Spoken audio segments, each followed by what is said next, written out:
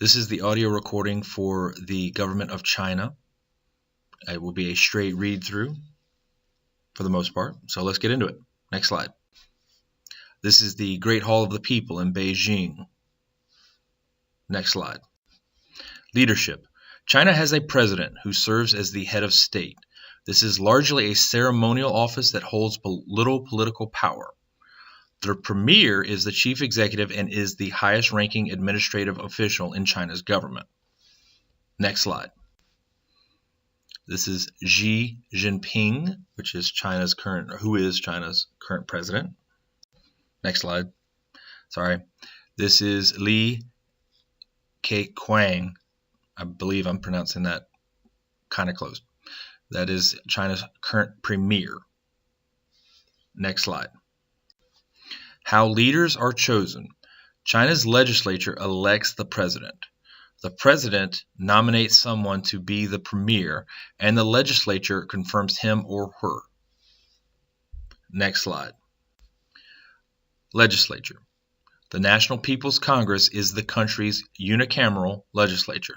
Again, unicameral means one house.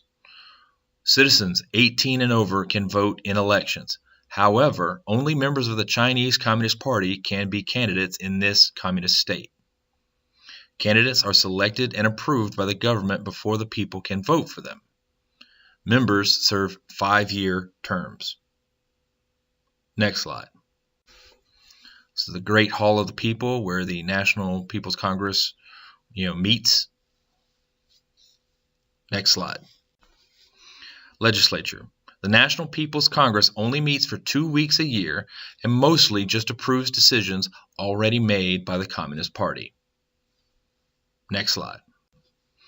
Role of citizens. At this time, it is not possible for Chinese citizens to change their government through elections. Even though the Constitution gives every person over 18 the right to vote, these rights are mostly meaningless because they are not allowed to vote for members, or they are only allowed to vote for members of the Chinese Communist Party. The government chooses the candidates and then dictates what they do once they are elected. Again, if you have the right to vote but it doesn't count for anything, it's not a real vote.